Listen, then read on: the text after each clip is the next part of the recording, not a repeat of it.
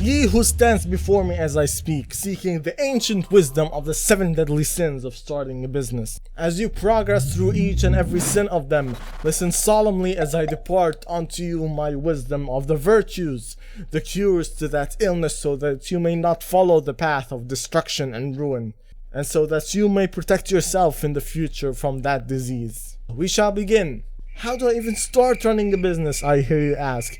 And so the first of the deadly sins cannot be anything but sloth. Unavoidable for many, deadly for all, and it strikes hardest at the beginning when you don't even know if the crazy idea you have in your mind is going to work, let alone the endless freaking terms that smack you in the face. TAM, lifetime value, customer acquisition cost, and the more you dive in, the more freaking overwhelming and confusing it becomes, to where you don't even know your freaking name. And so you never begin and remain exactly where you are now, unmoving, static, precisely like a sloth. But the remedy is surprisingly simple. The problem here is a lack of confidence, a lack of certainty, and a lack of information.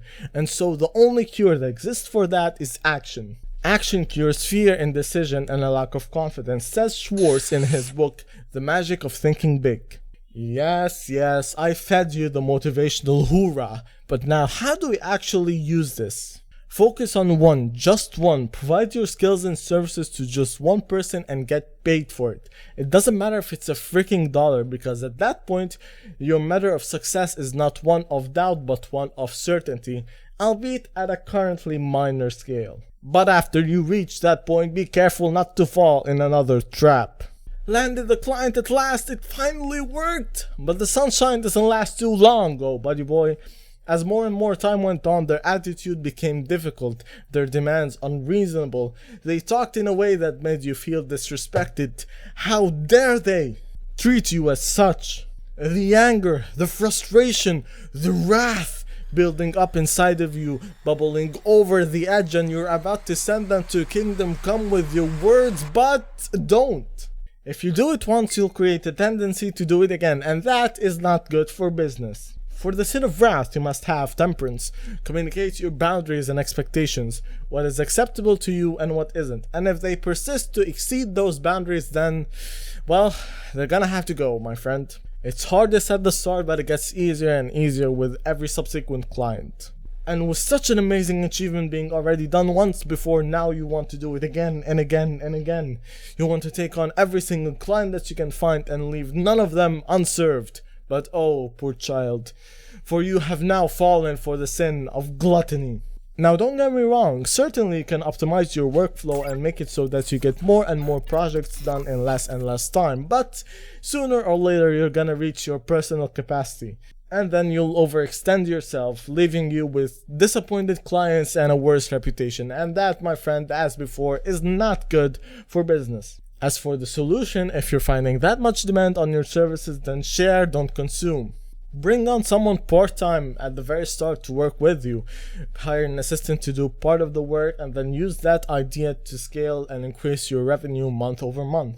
I mean, you'll also pick up the skill of managing people along the way, which is pretty helpful. But if you're looking to do that without hiring someone, then I warn you of the sin of greed. From the book, The Tome, 100 Million Offers by Alex Hormozy, it says that you should charge the highest price that you can possibly think of without cracking a smile. But make sure that they're always getting a deal out of it. And so the value that you're providing should always be more than the price that they're paying for. And so it must be done so that you may not fall for the sin of greed, charging higher and higher prices without providing something equally valuable in return. With no motivation but fulfilling your insatiable greed for dough, it leads you not to greatness but to ruin. I mean, after all, there can only be one of few ways that can make you act in such a manner. You've been hit in the face with endless screenshots of your brother's riches, and so you want more and more. But the longer you look at the actions of others, the less that you look at the people that you serve. And the competition got to where they are now because they focused on their customers and not on the people around them. But if you do and accept this, then soon you'll be at the same place that you were looking up at them in just a few moments ago. And so when you do, your greatest enemy will then become yourself, your ego, your pride, the most destructive of the deadly sins. That will be your downfall. Someone who believes themselves to be a master will believe that they have learned all there is to be learned. Too good for the toil of trial and error. Too good for the pain and suffering of failure. And they won't even notice it. Not at all. It sneaks up on you. You'll convince yourself that you're still as amazing as ever before and you just don't need to try anymore. But then you'll blink your eyes one moment and the next one that you open them you're dead last in every single possible metric. But for such a dangerous foe, the cure is all but simple. Humility. The real definition of humility is not to denigrate yourself but to know the accurate position of where you are now. The humility to know that you always have been a student, you always are a student, and you will always forever be a student. You're never there because come on, where in the world is the fun in that? You gotta learn to enjoy the journey. You gotta learn to enjoy the chase of it all. How fun it is to catch one goal after another.